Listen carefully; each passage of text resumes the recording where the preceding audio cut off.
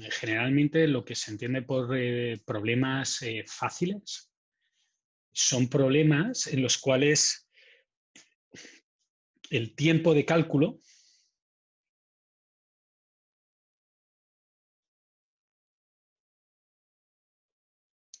es un polinomio del tamaño del problema.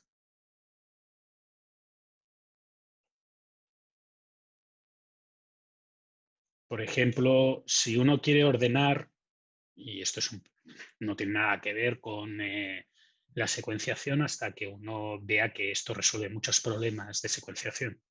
Si uno quiere ordenar n datos, n números, de menor a mayor, lo cual matemáticamente es incorrecto, no se puede ordenar de menor a mayor, se ordena en lo que se denomina orden no decreciente, que no es lo mismo que orden creciente, a pesar de que parezca que no. Y esto lo estoy diciendo, os lo estoy dejando caer entre comillas para que veáis la dificultad que uno se mete cuando empieza a intentar hablar de cosas técnicamente perfectas o de contenido completamente formal. Por favor, la gente que queda con la mano encendida, digo levantada, que la baje porque es un poco raro ver tantas manos levantadas.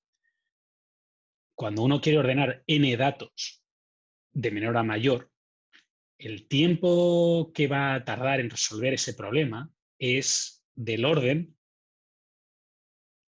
de n por logaritmo n operaciones de computación.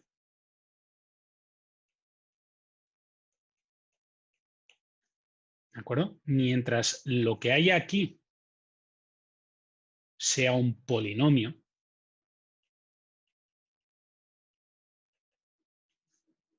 el problema se considera fácil. Puede ser cuadrado, puede ser cúbico, puede ser cuarta. Aviso que este comentario es... ¿vale? Estoy simplificando mucho las cosas. Los problemas que se consideran como difíciles son aquellos problemas en los cuales el número de operaciones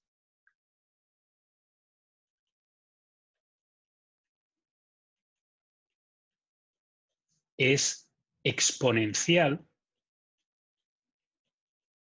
respecto al tamaño del problema. Y los típicos casos de crecimiento exponencial son 2 elevado a la n, n factorial. ¿De acuerdo? De nuevo, esta división entre fácil y difícil es relativamente cuestionable. Y no es moco de pavo, no es una cosa para un curso que no deja de ser un curso de magíster. Solo tengo que decir que en general los que vamos a tratar aquí, todos son de este estilo, son fáciles de verdad. Y vamos a tratar básicamente algún problema, o la mayoría de los problemas que vamos a tratar como difíciles, todos están en este estilo. Hay algo que está entre medio entre el fácil y el difícil, y alguno podrá darse cuenta que el hecho de que esto sea un exponente y esto sea un polinomio, podríamos tener un polinomio de esto, que puede ser que en la práctica haga que el método sea más malo que un método de este estilo. ¿De acuerdo? Y el ejemplo típico que se utiliza es el simplex. El algoritmo simplex es un algoritmo difícil. Existen casos malos que se comporta así. Pero el primer algoritmo polinomial que existe es un algoritmo que se llama el algoritmo de Cachian, que tiene o n a la 7. Y es un algoritmo malísimo, malísimo. En la práctica no sirve para nada. Es mucho mejor resolverlo con esto, aunque en teoría sea difícil. Lo que pasa es que a nivel matemático es importante conocer la diferencia, y esa diferencia marca una diatriba entre lo que uno puede utilizar para resolver un problema u otro, ¿vale? El problema más fácil que se me ocurre a mí, o que se me ocurrió a mí cuando estaba preparando este curso de scheduling en la categoría de los problemas fáciles, es lo que se conoce como el problema de minimizar la suma de los tiempos de completación. Entonces, para que nadie se lleve a confusión, voy a intentar explicar qué es esto y qué es el problema, y la manera que lo voy a hacer va a ser poniendo un pequeño ejemplo. El pequeño ejemplo es una persona, un almacén, un taller de coches, y este taller de coches pues tiene que hacer 5 reparaciones. ¿De acuerdo? Y cada reparación le lleva un tiempo.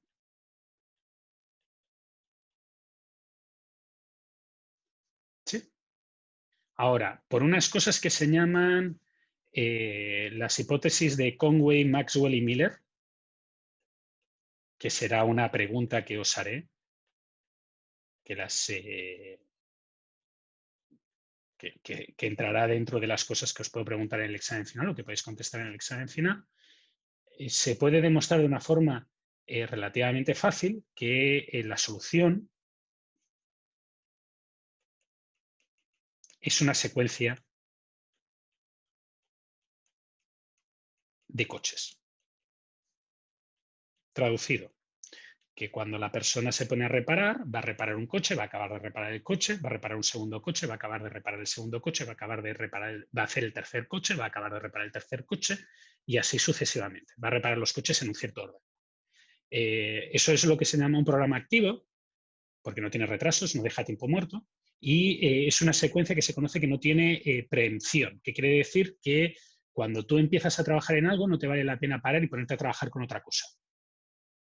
El motivo es que si paras de trabajar en algo y después te pones a trabajar en otra cosa, la primera cosa no la has acabado, por tanto veremos que nos contará igualmente para la función objetivo, y no consigo acabar las cosas antes. ¿De acuerdo? Eso es un problema. Y la última cosa que me interesa aquí de las hipótesis de Conway, Maxwell y Miller es que las máquinas solamente pueden hacer una cosa a la vez. En un taller de coches, el mecánico puede reparar un coche a la vez. ¿De acuerdo? Por tanto, la solución de minimizar la suma de tiempos de completación, para explicar qué es, tendría que explicar qué es el tiempo de completación. Entonces, suponed que los autos los reparara en este orden. Primero el auto E, luego el auto D, luego el auto C, luego el auto B y luego el auto A. ¿De acuerdo? Por comodidad voy a volver a apuntar los tiempos de proceso, que son 8, 2, 7, 4, 3.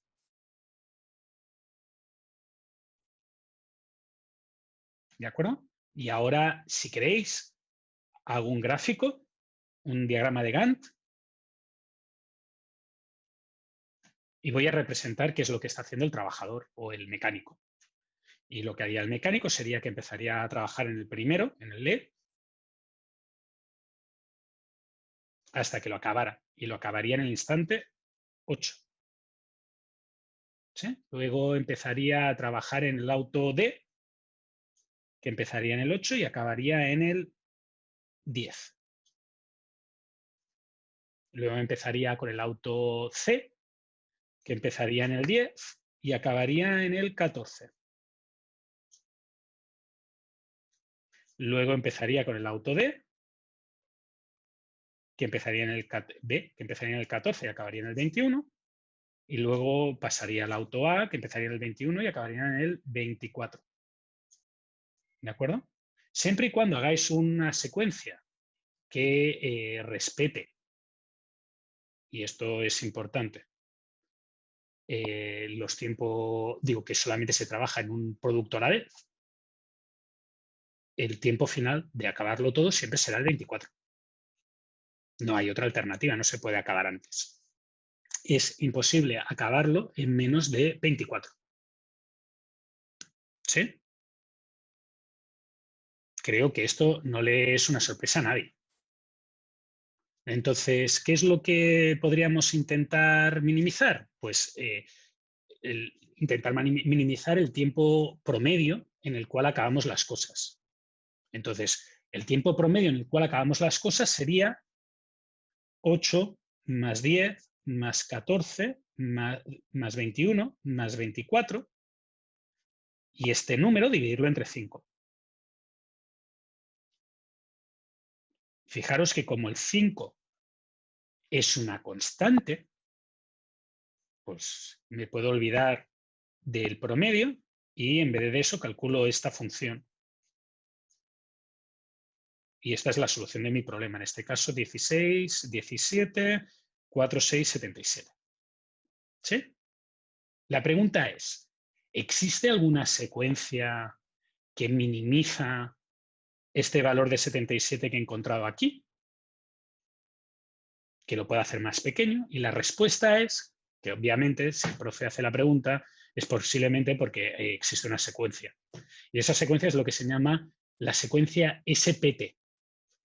La secuencia SPT es Shortest Processing Time First. También llamada en algunos lugares de productividad, en el sentido de productividad, de ser eficiente como trabajador, la estrategia mesa vacía. Y la estrategia mesa vacía lo que dice es que primero haz las cosas chicas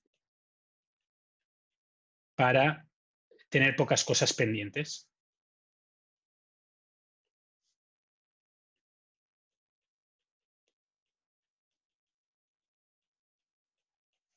¿De acuerdo?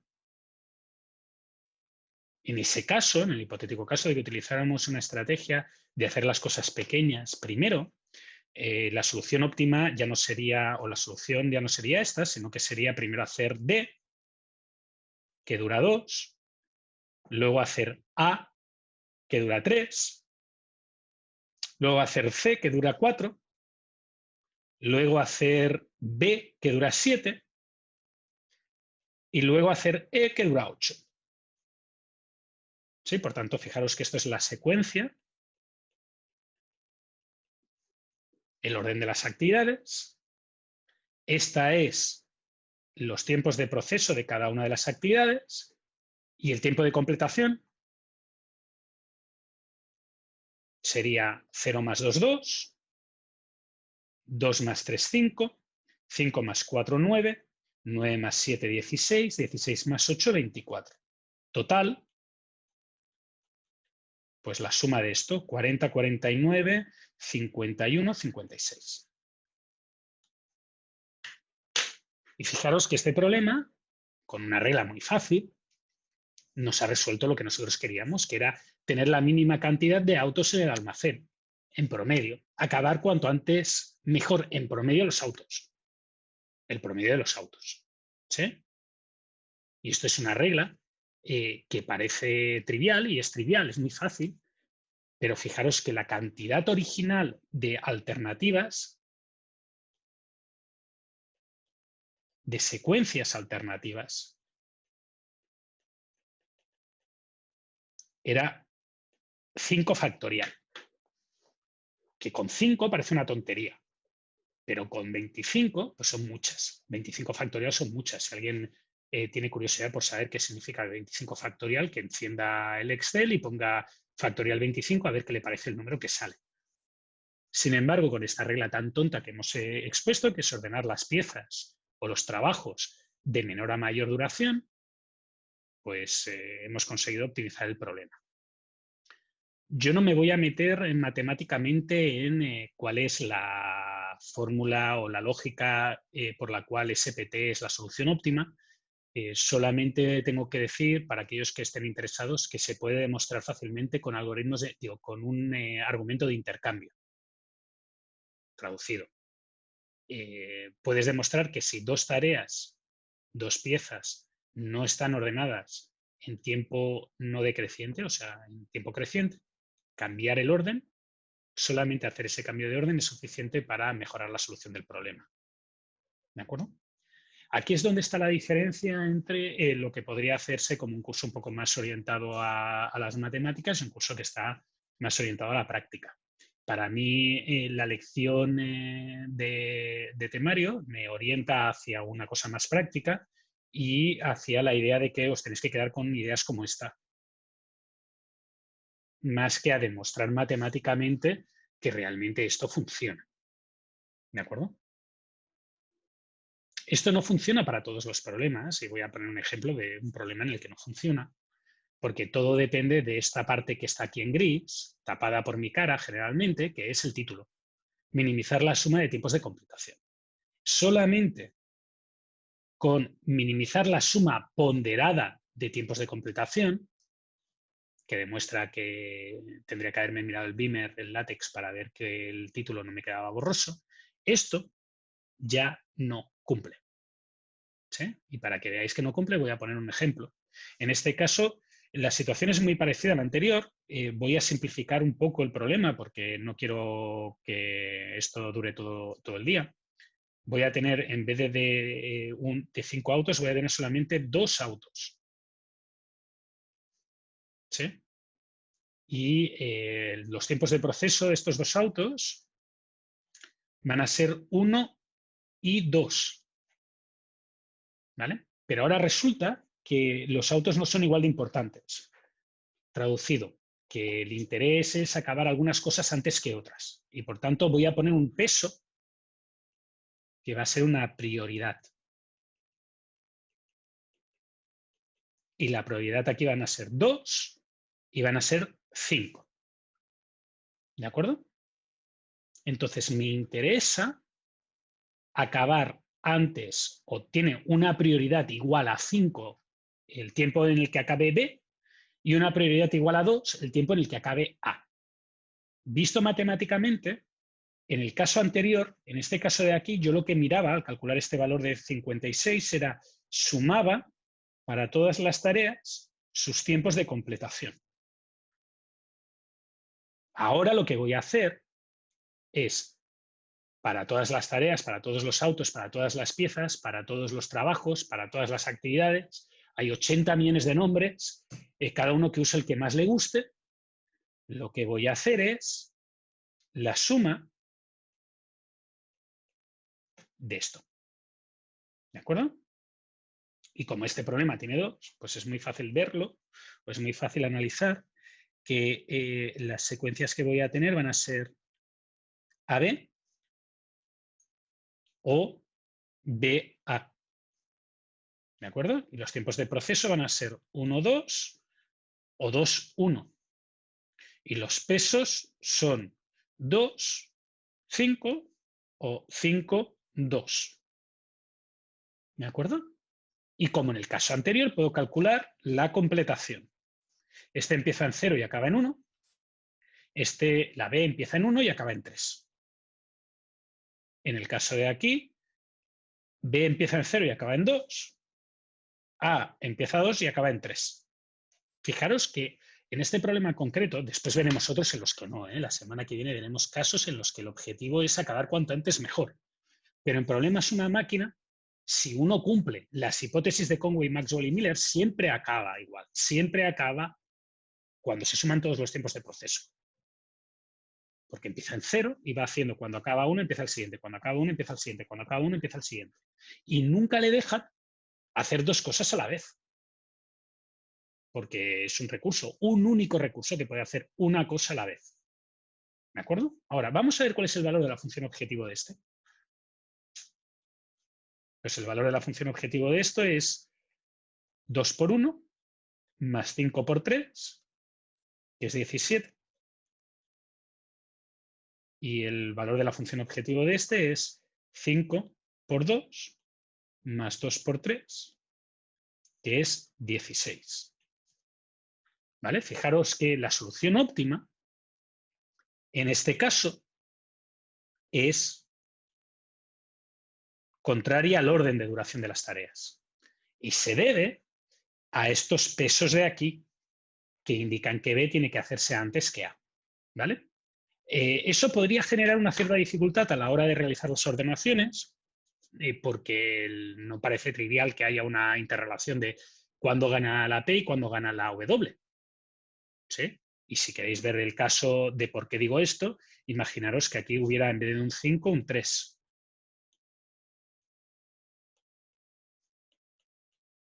Ahora el valor de aquí hubiera sido 11, el valor de aquí hubiera sido 12. Y ahora resulta que es más interesante el de la izquierda. Pesan más los tiempos de proceso que los pesos. ¿De acuerdo? ¿Cómo se resuelve este problema? Pues este problema se resuelve mediante una regla que se llama WSPT. Pesos o tiempo de completación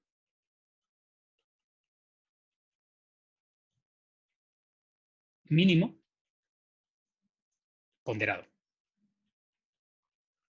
Y lo que hay que hacer es ordenar las piezas, las operaciones, de menor a mayor, en orden no decreciente, a su duración, su tiempo de proceso, dividido entre el peso. Y de nuevo, con eso es suficiente para demostrar que la solución óptima o la secuencia óptima de operaciones no necesita un cálculo extremadamente complejo, simplemente necesita realizar esta ordenación. ¿Sí? Y repito, estamos hablando de casos fáciles. Lo que estoy indicando es que hay algunos casos, algunos problemas en los que simplemente tener un poco de idea soluciona el problema. Y si uno piensa y puede solucionar el problema, pues ¿para qué va a complicarse la vida haciendo un programa lineal entero o una formulación matemática de 80 millones de variables? Pues el problema es fácil. Es más, es lo peor que te puede pasar en una situación que tú creas que el problema es extremadamente difícil, pues resulta que se puede resolver casi con lo que en España llamamos el cuento de la vieja. Es una situación muy frustrante porque no trabaja mucho y después se da cuenta que no, es que ha trabajado mucho, no ha pensado lo suficiente. Ahí corre un meme que han enviado al grupo de los profes sobre dos chinos jugando a ping-pong. Y hay uno que está todo el rato corriendo y dando muchas vueltas y hay otro que está quieto y va haciendo así. Y al final gana el que está quieto y va haciendo así. ¿Vale? Pues estas reglas es alguien que ha pensado y ahora puede quedarse quieto y pegar pequeños golpes y no tiene que correr por toda la sala jugando a ping-pong. ¿De acuerdo? El último problema que quiero ver de esta línea, y lo quiero poner porque va a ser el primero en el cual vais a ver que hay un salto que parece que tenga que ser intuitivamente directo el problema y no, resulta que simplemente hacer un pequeño cambio ya te bloquea todo. Es el problema de máxima tardanza.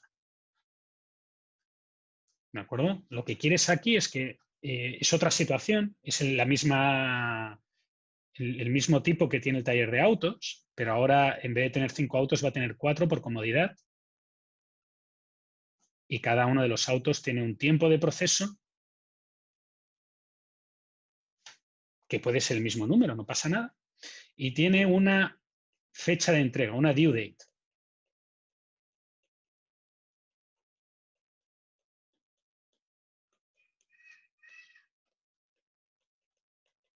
¿De acuerdo? Y entonces esta due date indica que aquí tiene un 4, aquí tiene un 6, aquí tiene un 9 y aquí tiene un 10. O, perdón, aquí tiene un 8 y aquí tiene un 9. ¿Vale? Sabemos de base que no va a llegar a tiempo. ¿Por qué sabemos de base que no va a llegar a tiempo? Pues sabemos de base que no va a llegar a tiempo porque si os fijáis, la suma de lo de arriba es 3 más 2, 5, más 5, 10, más 2, 12. Por tanto, es imposible que acabe las 4 tareas antes de 9. Así que al menos una estará tarde. Por tanto, lo que intenta es que ya que se va a retrasar, retrasarse lo mínimo posible.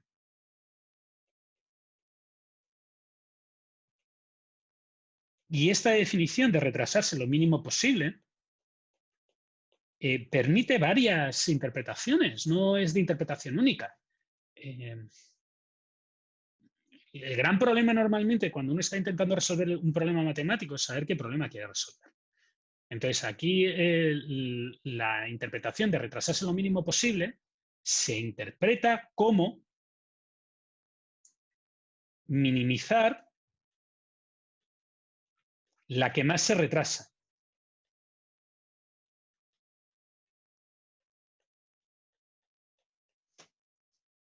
¿Vale? Y si uno minimiza la operación que más se retrasa, si su objetivo para el problema es minimizar ese valor, la solución óptima consiste en resolver el problema mediante la regla EDD. ¿Sí? Y la regla EDD básicamente lo que le dice es que tiene que tomar los autos y hacerlos en el orden que está fijado por este valor de aquí. EDD quiere decir Earliest Due Date. ¿De acuerdo? Entonces, si uno minimiza el Earliest Due Date, lo que haría sería primero A, luego B, luego C, luego D. Y si hace primero A, luego B, luego C, luego D, voy a copiar los valores simplemente por tenerlo todo. 3, 2, 5, 2. Voy a copiar los valores de abajo por tenerlo todo. 4, 6, 8, 9.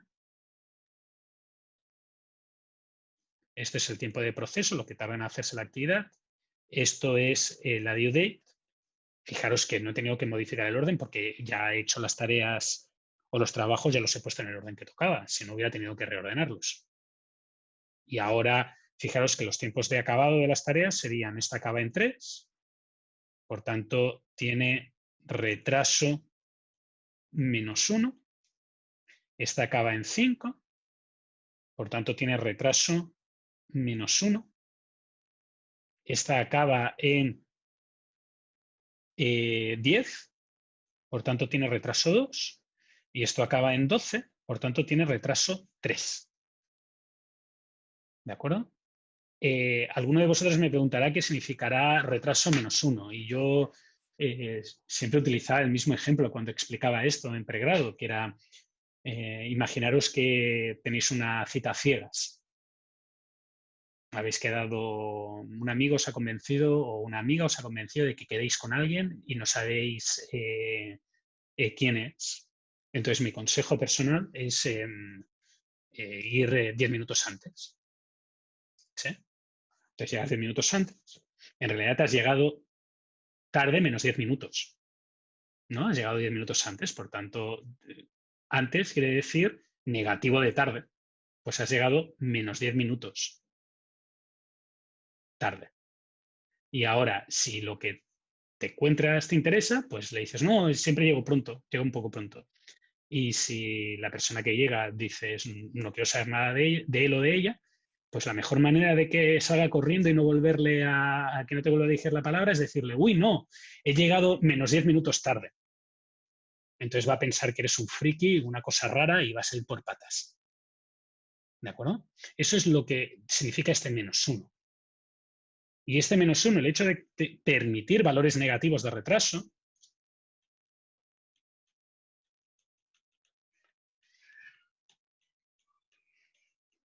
al igual que el hecho de minimizar el valor máximo de esto, que en este caso sería 3,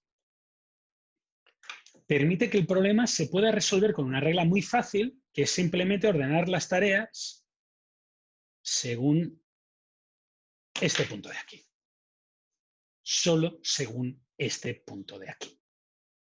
Sin embargo, cambiando nada de nada de nada de nada de nada de nada el problema, que quiere decir minimizar la suma de tardanzas, traducido en este caso que habíamos puesto acá, que las tardanzas, las tareas eran A, B, C, D y la tardanza real, ahora eliminando el término matemático de Leibniz, de huelgo, de valor negativo, era 0, 0, 2, 3 y por tanto esto es igual a 5. Encontrar la secuencia de todas las secuencias que hay aquí, de las posibles, en este caso del 4 factorial secuencias que podría haber, encontrar aquella que tiene el menor valor de esto, este problema es difícil. Es difícil, no hay manera simple. No existe una regla única que te resuelva el problema y que te asegure que has obtenido el óptimo. ¿Sí? Estos son los problemas que generalmente se estudian en un curso. Obviamente los otros son interesantes a nivel teórico, no lo voy a negar. E incluso pueden tener ciertas aplicaciones, no lo voy a negar. Pero son los que uno lo único que tiene que hacer es buscar en un libro, ver si ha tenido suerte. Si ha tenido suerte y está este problema resuelto, en fin, no tiene que preocuparse de nada. Si no ha tenido suerte, tiene mala suerte y tiene que plantearse otro problema, entonces es cuando toca todo lo que está aquí en esta parte de la derecha, que ahora está tapando mi cara. Toda esta parte de aquí, todos los métodos orientados a resolver los casos difíciles.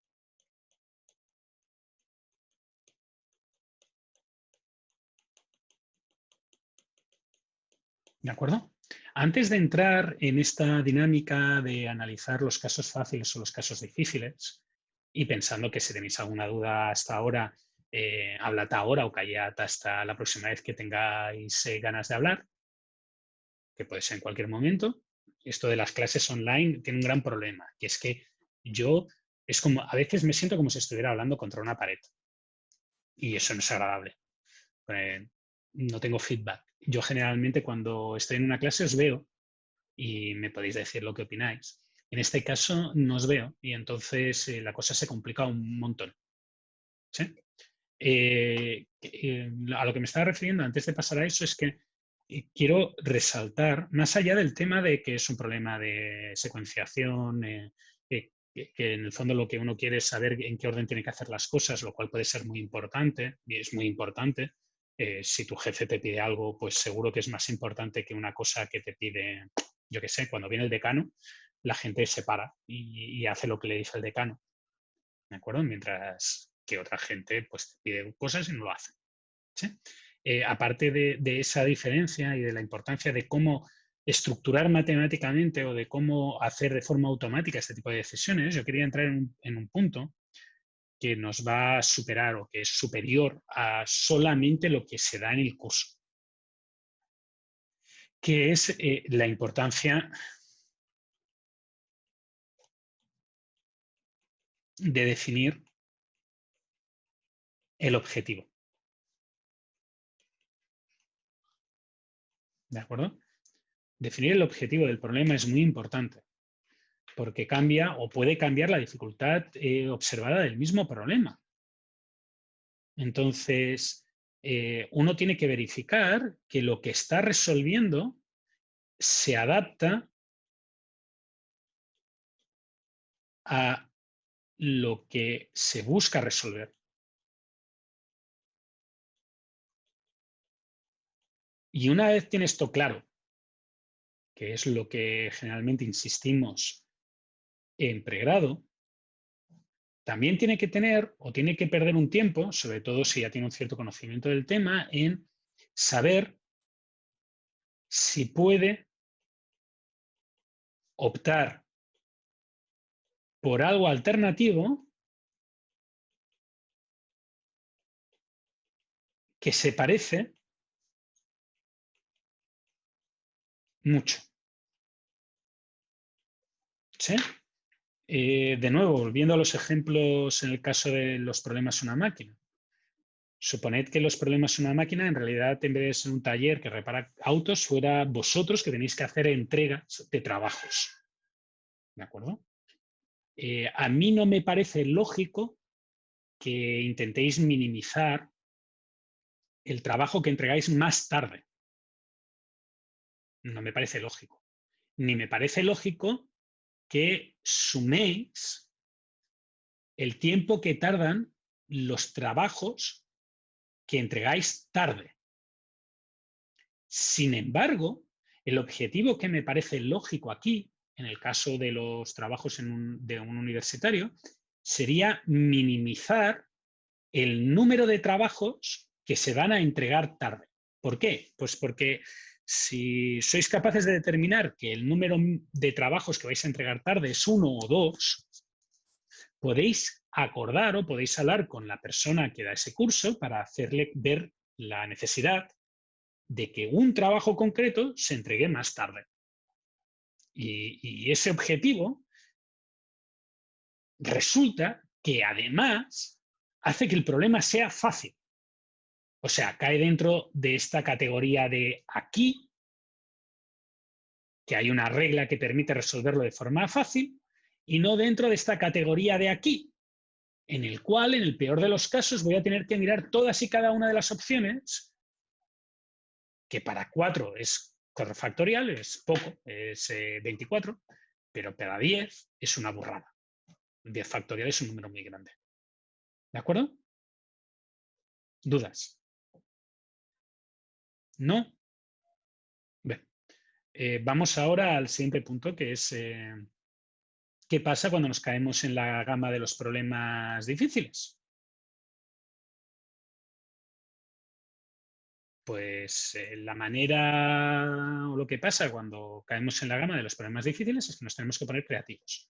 Y cuando me refiero a que nos tenemos que poner creativos, quiere decir que generalmente vamos a tener que diseñar nosotros algo.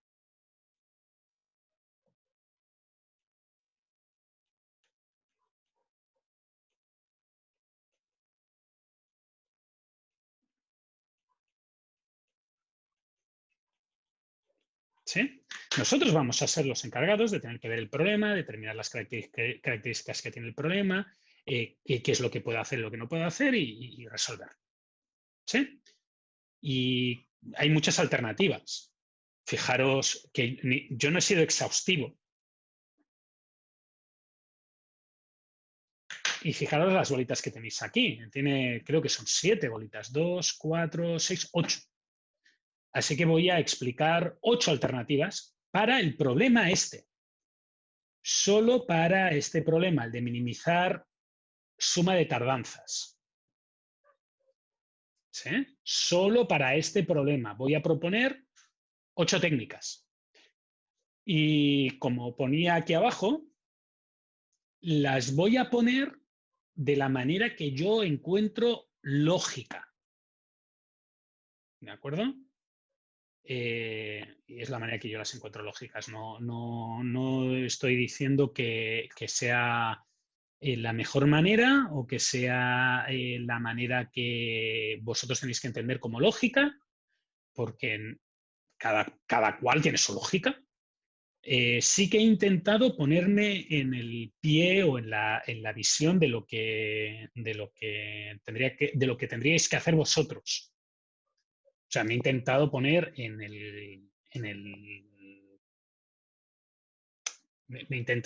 intentado suponer que soy un alumno de magíster del mío con los conocimientos que creo que tenéis.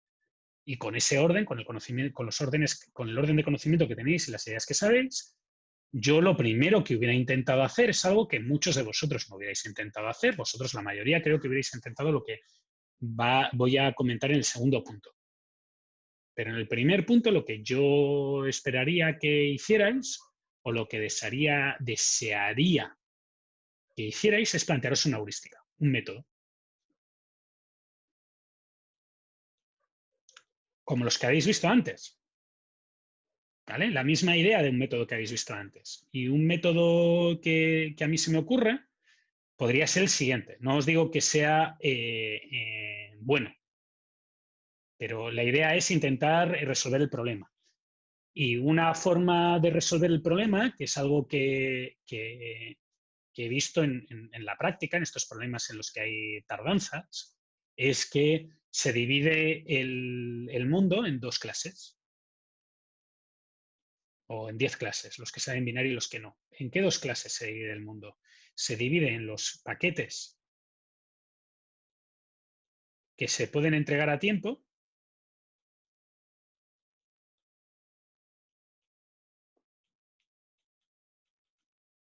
y los paquetes que vamos tarde.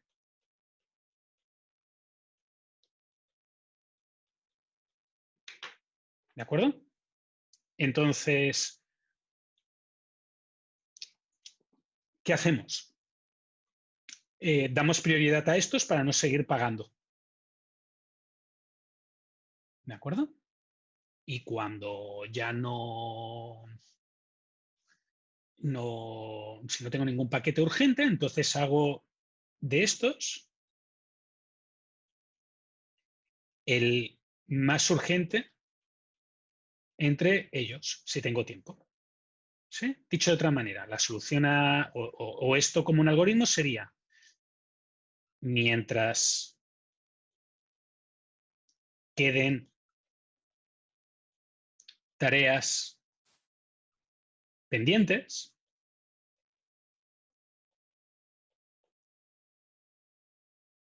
fin mientras,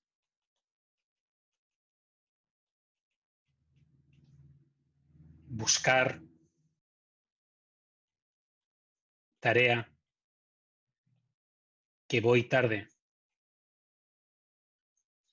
o sea, las tareas que ya voy tarde, que ya llego tarde, y entre ellas voy a hacer la más rápida, de menor duración.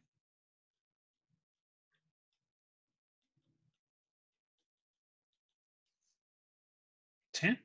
Traducido, busco entre los paquetes que ya voy a hacer tarde, que ya entrego tarde, el que es más urgente, porque ya voy muy tarde. Entonces, el primero, el que sea más chico de los que voy tarde, lo hago directo, porque así me lo saco de encima. Entonces, ¿Profe? si existe tarea, dime. En este Dime caso, en este caso no se consideraría, por ejemplo, no sé, se me ocurrió. Por ejemplo, si hubiese alguna restricción de, no sé, pues costos por días de retraso. Claro, todo eso sería este problema que has visto aquí de tardanza, de suma de tardanzas, pero en vez de Ujú. ser suma de tardanzas directas, sería suma de tardanzas ponderada. Ah, ya. Y entonces, en el problema con ponderación, pues tendríamos que tener en cuenta la ponderación de lo que cuesta entregar tarde C y lo que cuesta entregar tarde D.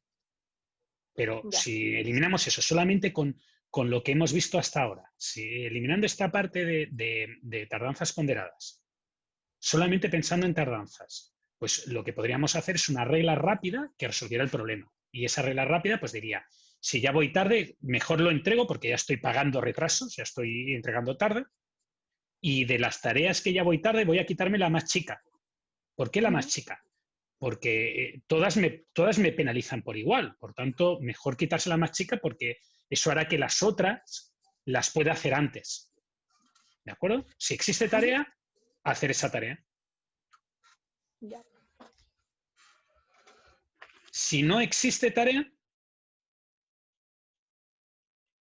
entonces hacer tarea con menor due entre las no hechas. ¿De acuerdo? Lo que quiero que quede claro, porque esto, a ver, si habláis con alguno de los profesores de Santiago, muchas veces alguno os dirá que Jordi hace heurísticas, hace cosas así, que no tienen una prueba matemática, no demuestran optimalidad. Yo hago esto y hago cosas que demuestran optimalidad, después veremos unas cuantas, pero en la práctica, al final, ¿qué es el óptimo? Pues el óptimo es un concepto que nos hemos impuesto tú y yo, en el sentido de tú, me refiero a todos vosotros y yo. En la práctica, esos números que yo he puesto son una aproximación, son una intuición, no están cavados y clavados en una piedra, picados con un cincel. Entonces, en la práctica, a nadie le interesa si la solución es óptima, lo que te interesa es resolver el problema. Y también te interesa, en muchísimas ocasiones, que la persona entienda la regla que está utilizando. Entonces, esta regla o este sistema es un sistema muy fácil. Y os daría una solución relativamente buena. No la mejor, pero una solución relativamente buena. No necesita de una licencia de software que vale $3.000. La podéis implementar en una mañana. Funciona, la podríais hacer incluso en Excel. Y resuelve el problema. Obviamente no encuentra la mejor solución a vida y por haber, pero resuelve el problema. Entonces,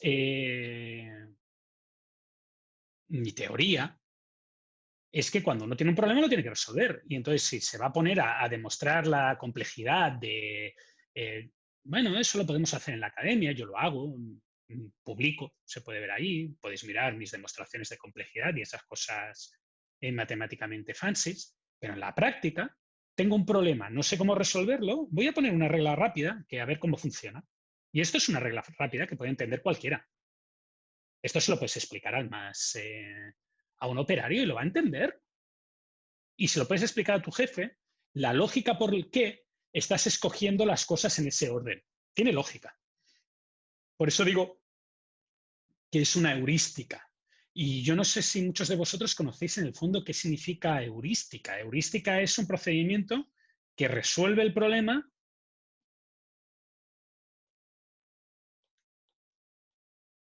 pero no asegura haber encontrado el óptimo. ¿De acuerdo? Simplemente da una solución.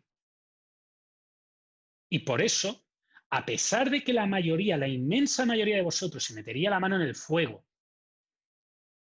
y a lo mejor me quemo, pero metería la mano en el fuego, la mayoría de vosotros no hubiera optado por esto, esta es la recomendación que yo os hago como profesor que lleva N en esto. Porque además fue lo primero que se hizo. Lo primero que se hizo cuando la gente empezó a tener que resolver problemas de una forma automática, porque esto se puede hacer en un ordenador y puede gestionar automáticamente los pedidos, fue proponer reglas. Y luego, pues con el tiempo intentó demostrar a ver si había mejores métodos. Pero de base, reglas. ¿De acuerdo? ¿Preguntas? ¿No? Muy bien.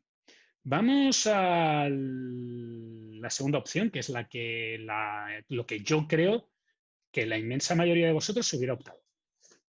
Si me equivoco, rectificad y me levantáis la mano. Bueno, Francisco y Rolf seguís con la mano levantada desde el descanso, ya debe de doleros el brazo. Pero para el resto, si no estáis de acuerdo conmigo y creéis que vosotros lo hubierais hecho de otra manera, me lo comentáis y lo hablamos, porque para eso estoy dando la clase. La mayoría de vosotros hubiera intentado plantear un programa lineal.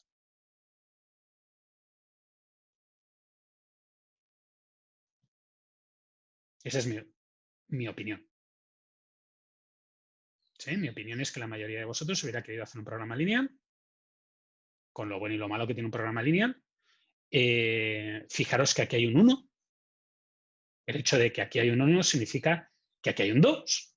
Para la gente que le vaya esto de los spoilers, a mí, a ver, no soy Yoshimito, no voy a ir a una sesión, Yoshimito es un profesor que hay aquí, no voy a ir a una clase y voy a explicar el final de Spider-Man el día después del estreno para fastidiarle la película a la mitad de la clase, pero a mí no me molesta que me hagan un spoiler, ¿de acuerdo?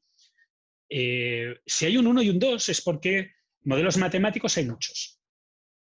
Para un único problema puede haber muchas formulaciones matemáticas.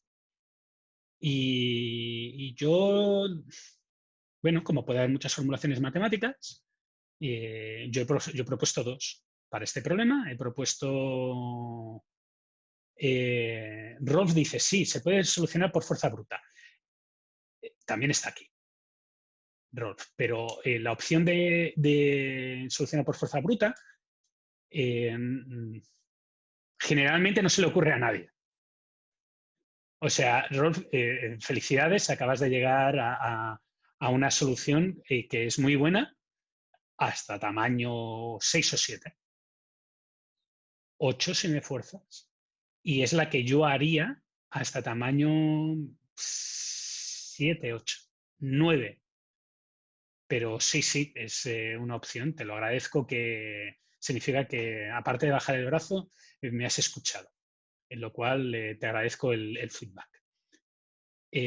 Volvemos al programa lineal. Hay varias maneras de plantear el programa lineal. Yo he escogido dos. Son dos alternativas. ¿Vale? Hay más. Es más, uno de los ejercicios que voy a poner, una de las preguntas que os voy a poner para que podáis contestar y desarrollar y trabajo es los diferentes modelos matemáticos que hay para problemas de secuenciación. Generalmente, y esto tengo que avisarlo con anterioridad, secuenciación e IP se llevan mal. Son mala mezcla. ¿De acuerdo? Es como mezclar tónica con Baileys. No recomendado. ¿Vale? Se puede hacer. A veces funciona. Hay un trago en España que se llama TGB. La T viene de tequila, la G viene de ginebra y la V, la B baja, pues ya os lo podéis imaginar. No recomendado, ¿de acuerdo? Pero me han explicado que aquí hay algo parecido con pisco. Así que a gustos, sobre gustos no hay colores. Vamos a lo que sería el programa lineal. El modelo que tienes que hacer, o que tendrías que hacer, es básicamente calcular de alguna manera la tardanza.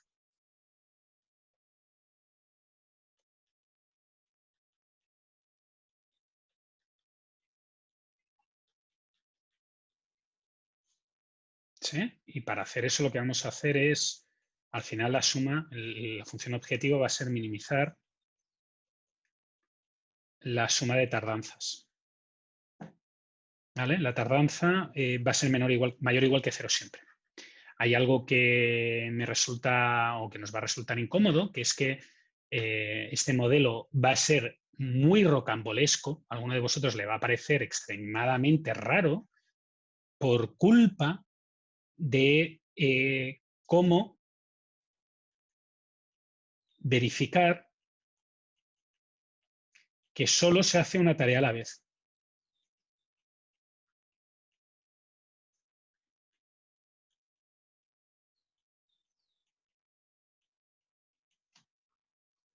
Es bastante complejo hacer un modelo que funcione esto, que haga esto. Por ejemplo, entre la complejidad que tendría es que si a alguno de vosotros se le ocurre la idea de definir una variable xy que sea el instante de inicio de la tarea i, es difícil con esas tareas, con esas xy, verificar que no hay overlaps, que realmente no hay dos actividades que se hacen a la vez. Y como es bastante difícil, lo que yo voy a utilizar es otra técnica, que son unas variables x sub i j, que básicamente lo que dicen es que son variables binarias que van a tomar valor igual a 1 si la tarea i se hace antes de la tarea j y 0 si no. Por tanto, fijaros que estas variables binarias de aquí, básicamente lo que definen es un orden. Y ahora, si yo tengo un orden, es relativamente fácil calcular cuándo acaba una tarea. ¿Por qué? Pues porque acaba cuando se han hecho todas las tareas anteriores, las que tienen orden anterior, más la duración de esa tarea. ¿De acuerdo? Por tanto, fijaros que yo podría poner una restricción de este estilo. Para cada tarea i, miro todas las tareas que se hacen antes, las multiplico por su duración sumo la duración, el tiempo de proceso, sumo el tiempo de proceso de la tarea I. Aquí tenemos una J, nadie me coja cosas raras. Esto de aquí es cuando acaba la tarea J, la tarea I, perdona.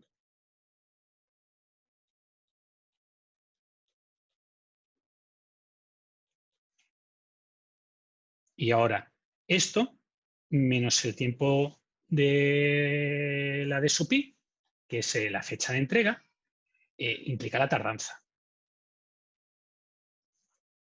¿Sí? Por tanto, si acaba en el instante 12, que había una que acaba en el instante 12, menos 9, eso es la tardanza, 12 menos 9, 3. ¿De acuerdo? Es importante que os fijéis que yo he puesto aquí un menor o igual que.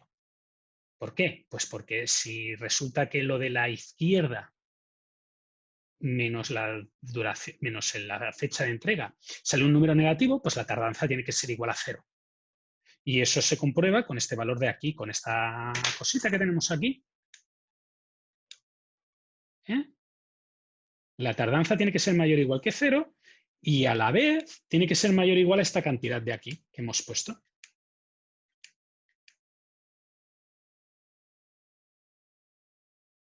¿De acuerdo? Fijaros que como la función objetivo es de minimizar y minimiza la suma de estos valores, va a intentar que sea el valor más chico posible. ¿De acuerdo? Cumpliendo la restricción. ¿Vale? Ahora lo único que nos falta es que estas variables xji que tenemos aquí, las que dicen si la tarea j se hace antes que la tarea i o no, tengan sentido lógico. Porque si dejamos el modelo tal cual, lo que va a decir es que ninguna tarea xji es igual a 0 para todos. Entonces, para conseguir que esas xji tengan sentido lógico, o x y j tengan sentido lógico, lo que vamos a hacer es que entre dos tareas, la tarea i y la tarea j, para toda i y j, lo que vamos a decir es que o i va antes que j, o j va antes que i. ¿Sí? Y así nos aseguramos que siempre va una delante de la otra. Y ahora lo que tenemos que hacer es una restricción adicional que generalmente al 99% de gente la primera vez se le descuidaría, que es la siguiente. Si A va antes que B y B va antes que C, o sea, si XAB vale 1 y XBC vale 1, entonces XAC obligatoriamente tiene que valer 1. ¿De acuerdo? Esa restricción también habría que añadirla. Y esta restricción se añade de la siguiente manera. X y J más XJK tiene que ser menor o igual a 1 más X y K. ¿De acuerdo? Esta restricción es obligatoria. Si no ponéis esta restricción, lo que podría haceros es decir que A va antes que B, B va antes que C y que C va antes que A. Porque no hay nada que no le permita hacerlo. Entonces, esta condición de transitividad es la que asegura que realmente hay un orden. ¿Sí? Y si se cumple esta, se cumplirán todo el objetivo que yo quería para calcular el tiempo de tardanza. ¿Vale? Sé que esto ha sido un poco de lluvia, mucha información de golpe.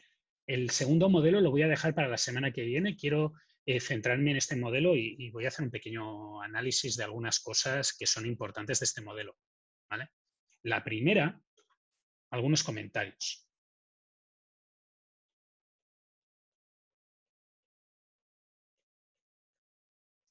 Me estoy tapando a mí mismo, lo cual es súper incómodo.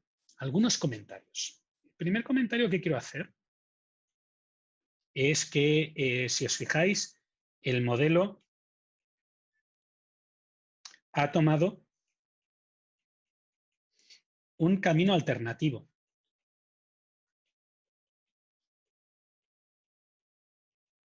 No es el modelo directo. ¿Sí? No es la idea directa de un modelo matemático, no es la variable directa. La variable está, digamos que, camuflada. no se ve directamente en el modelo. Es como si la estuviera metiendo por el lateral y entonces se entra en la vía. El motivo es que yo os pediría que lo hicierais con la variable que vosotros creáis, la de inicio o la de completación, y veréis que tenéis algunos problemas para evitar las interacciones que os interesa controlar. Y la mejor manera de evitar esas interacciones es darle la vuelta al problema. ¿Sí? Y es que con el orden es suficiente. Con determinar el orden es suficiente.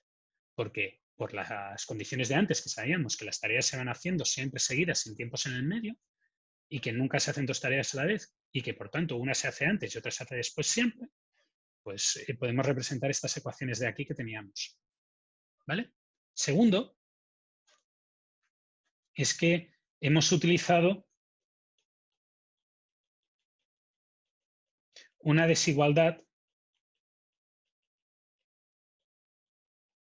para representar un cálculo de igualdad.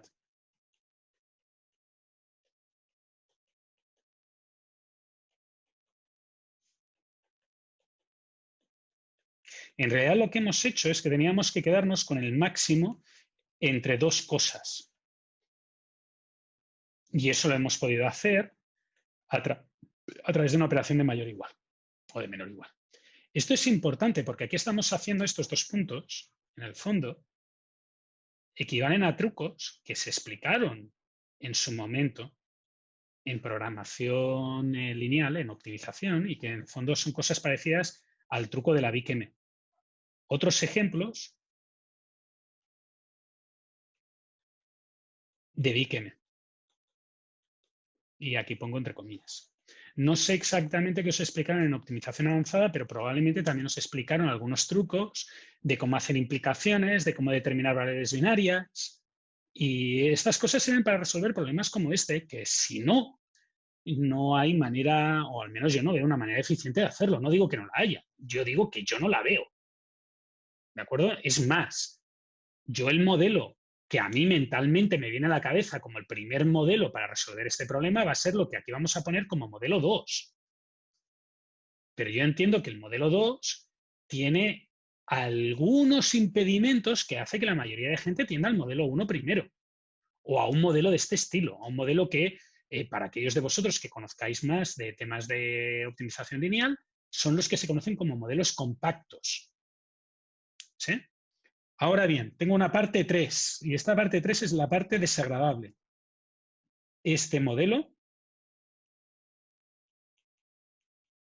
es malo. No es malo que se dedique a robar y a hacer perrerías y toque reggaetón a las 4 de la mañana delante de tu casa. No, no es ese malo. Es malo en el sentido de que da malas soluciones.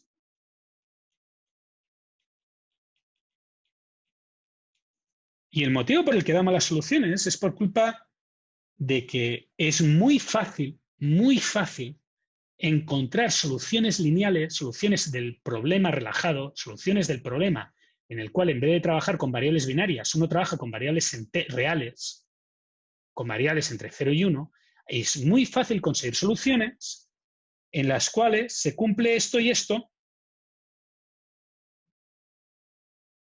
sin hacer nada. Por ejemplo, esta de aquí se puede cumplir con 0,5 más 0,5 igual a 1. Y es completamente no representativa, no representa si I se tiene que hacer antes que J, J se tiene que hacer antes que I. Simplemente ha encontrado una combinación numérica que cumple las restricciones. Y eso es el gran problema cuando uno pasa de programación lineal a programación lineal entera. Cuando uno pasa de programación lineal a programación lineal entera, todos estos trucos resulta que hay algunos que los aguanta el papel, como este. Y cuando digo que los aguanta el papel es que el papel dice que esto está bien. Pero después lo metes en una computadora y hace... no resuelve nada. ¿De acuerdo? O resuelve problemas como comentaba Rolf. En el fondo, un programa lineal entero No sé hasta qué nivel de detalle habéis entrado en programación lineal entera. Entiendo que en optimización lineal os han dado programación lineal entera, ¿no? Si me equivoco, levantad la mano o decid, no, profe, no suponga eso, que es mentira. ¿No? ¿Tengo algún alumno despierto? ¿Hola? Lo vimos. ¿Sí visteis algo de programación lineal entera? Sí, le vimos. ¿Sí? Vale, perfecto. Lo digo porque es que esto es como... Es una sensación... Yo me gustaría que participarais lo máximo posible, por favor. Porque si no, voy a tener que hacer el payaso para que alguien diga jaja, pero 10 minutos después. Entonces no sé si se está riendo de mí o se está riendo de mi chiste o yo qué sé. Bueno, da igual. Iba a hacer un chiste de mal gusto, Vicente, y no tengo ganas de hacerlo porque ese sí que era de mal gusto. Cuando uno está trabajando con programación lineal entera, en el fondo lo que hace es resolver relajaciones en las que considera que hay una fraccionalidad. La habilidad o falta de habilidad de un programa, de un modelo para resolver programas lineales enteros se debe a si estas cosas que uno se ha creado, esto de aquí, que uno se ha creado para construir la integralidad, funciona o no funciona. O sea, si permite trampas como esta o no permite trampas como esta. Por eso es tan importante, y alguno de vosotros le habrán tocado algún profe de Opti, la importancia de escoger un valor correcto para la DIC-M. Es muy importante precisamente por eso, porque cambia si la DIC-M hace algo o no hace nada. ¿Vale? Y lo voy a dejar aquí porque si entro en el modelo 2, pues a lo mejor os da un caos y en 2 minutos seguro que no lo entiendo, digo que no lo completo. Recordad, para concluir, un par de cosas. Uno, tenéis una encuesta que me gustaría que hicierais en webcursos. No está en webcursos, os llevo a un Forms de Google. Me gustaría que la contestarais en Google Forms entre hoy y mañana. Os lo agradecería. Yo la miraré el miércoles para ver qué hay en el curso.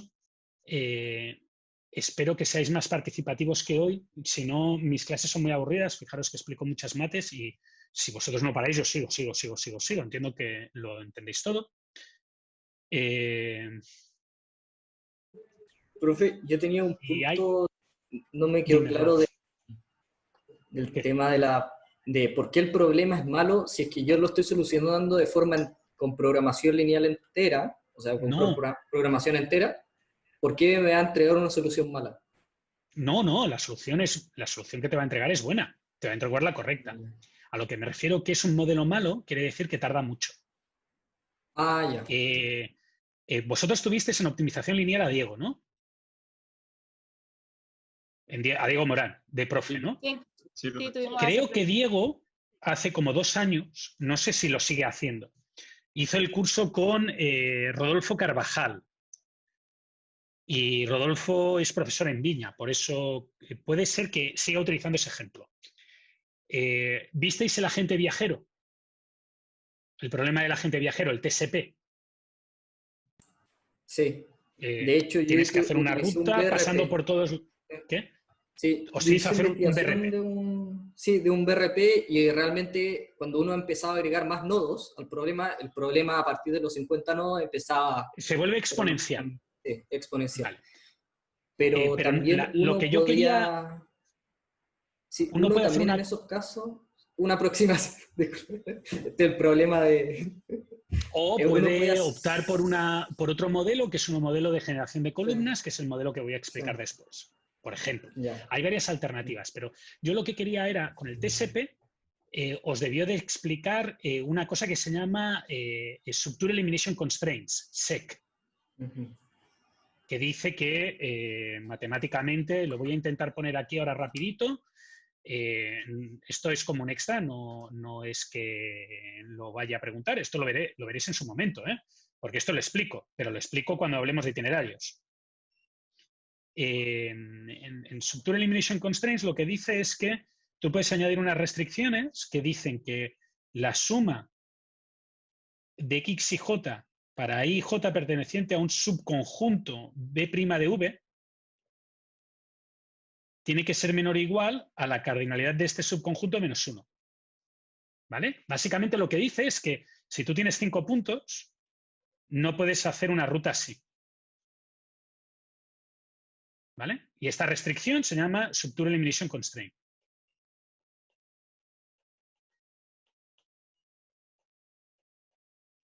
Vale, esta restricción es muy buena. Hay una alternativa que se llama Cat Set Inequalities, que básicamente lo que dice es que si tú creas dos grupos, un conjunto V' y un conjunto, el conjunto de todos los vértices menos V', la suma de arcos que salen de este subconjunto y que van a este subconjunto tiene que ser al menos una. ¿Vale? Estas dos restricciones son restricciones muy buenas. ¿En qué sentido me refiero a que son muy buenas? Pues que el modelo matemático las trata bien y te da una solución muy cercana a una solución entera. ¿Vale? Pero hay otra restricción que se llama las restricciones de Miller, Tucker y Zemlin, también llamadas MTZ, que son unas restricciones mucho más simples, muy simples de escribir, pero son extremadamente malas. Muy malas. Entonces, ¿qué pasa con las MTZ? Y es lo que explicaba, lo que hacía Rodolfo y lo que hacía Diego. Cogía un modelo de 30 tareas, de 30 ciudades, y dejaba la computadora al principio de la clase con las restricciones MTZ y hacía las dos clases, los dos bloques de clase. Y la computadora no resolvía el modelo a optimalidad con las MTZ. Y entonces en los últimos 5 minutos paraba y escribía un modelo haciendo esto. Y tardaba 0. ¿Vale? Lo que yo digo es que estas restricciones de aquí, las que he puesto aquí, son como las MTZ, son malas restricciones. Las soluciones enteras, todas las soluciones enteras cumplen con ellas, pero no fuerzan, no llevan a conseguir integralidad. Por tanto, tu modelo matemático no tiene por qué ir bien. No tiene por qué. Normalmente esos modelos matemáticos son lentos y dan malas soluciones. ¿Pueden dar buenas soluciones? Sí, pero pueden dar malas soluciones. El objetivo, cuando uno hace un modelo matemático, es encontrar restricciones como estas, que son buenas. Y uno dirá, ¿cómo se sabe que son buenas o son malas? Pues, aparte de por una base teórica que no voy a entrar, después uno prueba en la computadora y unas van y otras no van. Las que van, en el sentido de que van, que quiere decir que tú las pones a la computadora y la computadora tarda poco en resolverte el problema, pues súper. Las que no van, terrible. ¿De acuerdo? A eso me refería con que son malas, Rolf. No que se equivoquen, no, es que son malas, no consiguen una relajación lineal buena, que tenga un optimality gap, que por poner lo que tú dices, un gap de optimalidad bajo. No ayudan a recortar ese gap de optimalidad. ¿De acuerdo? O sea, como que la cota inferior se queda pegada y uno solamente ve modificándose la cota superior. Entonces, si tú en un programa lineal, si tú tienes un solver, yo uso Ciplex, no uso Gurodi. Si tú usas Ciplex y tu cota inferior no sube, se queda pegada, quiere decir que tu modelo es malo. O quiere decir que ese tamaño exponencial ha superado tu barrera en que tu modelo se comporta bien. Por tanto, lo que uno intenta es encontrar modelos en los cuales tu optimality gap de abajo suba.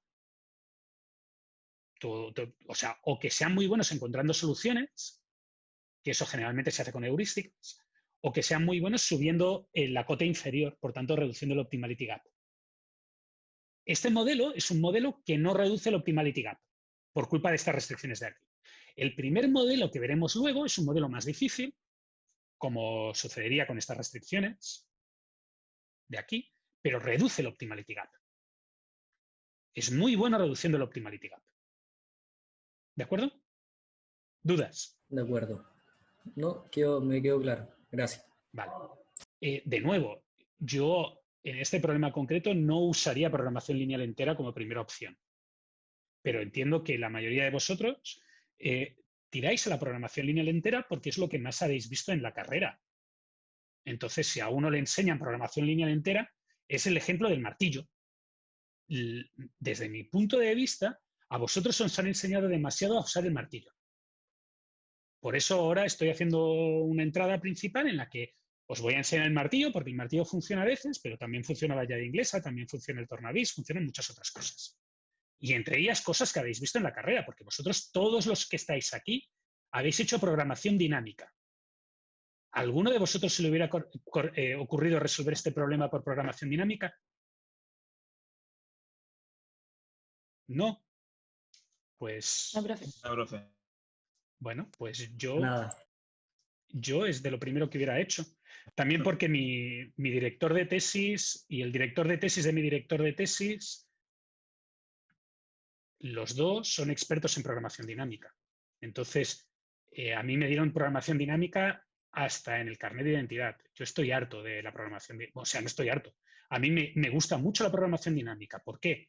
Porque me enseñaron mucha programación dinámica. Entonces, igual que a vosotros, lo primero que os viene a la cabeza es IP, porque es lo que os han enseñado más. A mí, lo primero que me viene a la cabeza, porque fue lo que me enseñaron mi director de tesis y el director de tesis de mi director de tesis, es programación dinámica. Y funciona tan bien. Tiene cosas malas, ¿eh? Yo no digo que la programación dinámica sea perfecta. Tiene cosas malas. Pero ya que os lo han enseñado, es una alternativa. Es más, es la alternativa del curso que vosotros habéis hecho. Estáis en IO, pues IO. Vale.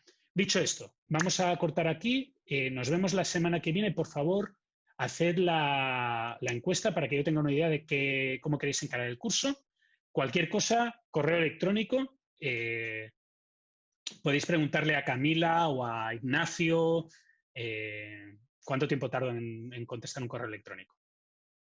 Así que cualquier cosa me lo preguntáis, ¿vale? Y dicho esto, nos vemos la semana que viene. Muchas gracias por venir y cualquier cosa ya sabéis. Hasta luego.